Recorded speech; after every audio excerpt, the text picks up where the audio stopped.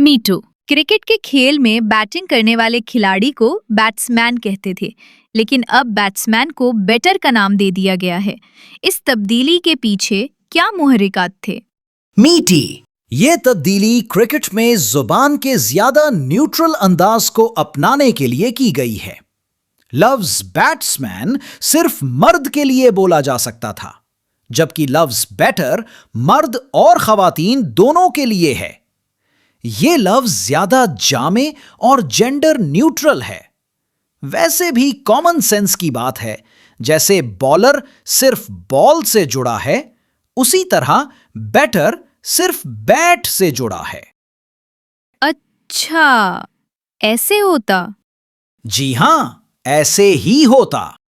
आप 16वीं सदी के आखिर में शुरू होने वाले क्रिकेट के खेल के कवानीन में तब्दीली के हक में हैं या नहीं? अपना जवाब दलाइल के साथ कमेंट सेक्शन में तहरीर करें।